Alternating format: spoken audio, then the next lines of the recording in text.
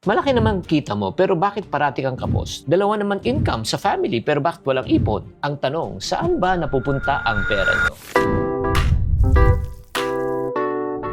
Hi there, this is Shane Kitan, your pambansang wealth coach. Pag-usapan natin ang isang masakit na katotohanan. Hindi lahat ng mataas ang kumikita ay may ipon at umaasenso. Minsan, yung mga matataas pang kumita, sila pang stress. Bakit? Pag-usapan na natin to directly. Okay, number 1. Reason because of lifestyle inflation. Ito yung unang dahilan. Dati, jeep lang. Ngayon, grab na. Dati, karinderya. Ngayon, let's eat out. Deserve natin to. Dati, simple lang buhay. Pero ngayon, upgrade everything. Nako, habang tumataas ang kita, tumataas din ang lifestyle. Parang labo, di ba? Lumalaki pero walang laman, di ba? Increase income, good. Pero wag mong sabayan ng increase of lifestyle. Alam mo pinakamaganda? Upgrade your savings and investment bago lifestyle. Hindi lang yan ang mas malalim. Alam mo yung pinakamalalim yun, number 5 reason kaya tapusin mo tong video na ito. The second reason kung bakit talaga medyo hirap ka pa rin kahit na medyo okay ang kita mo is because of the family responsibility, yung pressure. Ito yung hindi na pag-uusapan eh. Yung ikaw bumubuhat ng pamilya mo. So ano nangyayari? Ikaw lang. Ako na naman. Ako ang taga-bayad ng bills. Ako ang taga-support ng mga kamag-anak. Ako ang taga-salo ng mga emergency. At minsan,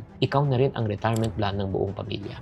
Sino nakaka-relate? Type relate naman sa comment section. Real talk tayo. Maganda tumulong, kapatid. Pero kung ikaw lang ang lahat, ikaw lang ang lulubog. Oo. Kasi okay lang na tumulong eh. Pero lagyan mo naman limit. Mag-iwan ka para sa sarili mo. This is not becoming selfish. This is becoming what we call as wise. Na dapat mag-set ka ng boundaries. Alam mo yung mas selfish, honestly, yung bigay ng bigay, tapos ubos ka na, tapos wala ka nang ibibigay in the near future. Yan ang mas selfish. So next, ito naman yung tahimik, pero sobrang deadly. Kumikita ka, pero wala ka namang asset building system. Magandang kita mo. Lalo sa overseas, abroad, pounds, diba? Dollars, diba? Pero zero ang system. Pasok ng sweldo, gastos, diba? Pagkatapos, ubos.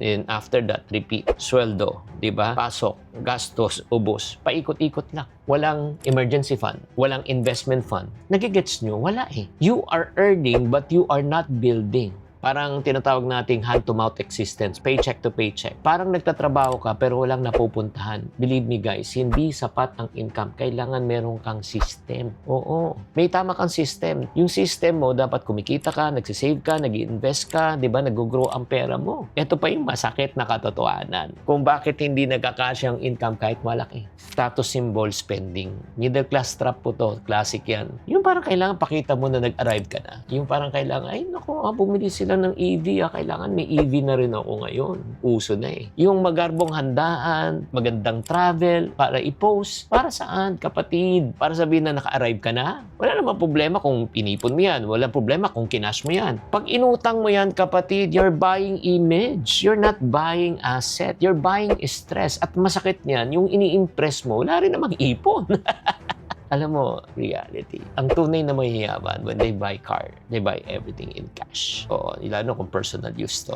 Kasi true wealth is quiet. Flex is loud. So, pili ka. And just like what I promise you, last but not the least, yung pinaka-ugat at pinaka-deadly talaga kung bakit hindi tayo nakakaipon kahit malaki ng kita. Kasi hindi naintindihan yung income versus wealth gap. Ano ibig sabihin nun, Chinky? Akala mo kasi, malaki ang sweldo mo, mayaman ka na. Income yun eh. In reality, hindi. Income is what you earn. Wealth is what you keep. Let me repeat. Income is what you earn. Kinita mo yan. Pero wealth, kung ano yung natitira sa'yo, pwede ka kumita ng 100K a month, pero gastos mo 95K. 5K lang naiiwan sa'yo. Rich ka ba? Or pwede namang isang tao kumikita ng 100K. 50% lang ginagastos, yung 50% ini-invest. Diba? Maganda nga lifestyle mo kasi 95,000, sa kanya 50, pero malaki naman investment niya at saka savings niya. Kung makikita mo, kung focus ka sa kita, wala ka sa investment and savings. Nako, kahit na gaano kalaki ang sweldo mo, may income ka pero hindi ka yayaman. Yayaman ka lang pag lalaki ang inipon mo at napapalago mo. Sana nag-get sa'yo to. Ganito lang yan. Hindi ka trap dahil mahina ka. Na-trap ka dahil hindi mo alam yung sistema na nakasanayan mo. Dahil wala kang system. Diba? So, ano nangyayari niyan? So, nagiging cycle, you earn, you spend, you earn, you spend. Tuloy-tuloy yung cycle. If you want me to help you to really solve this problem, I have a methodology called CHIP. C-H-I-P.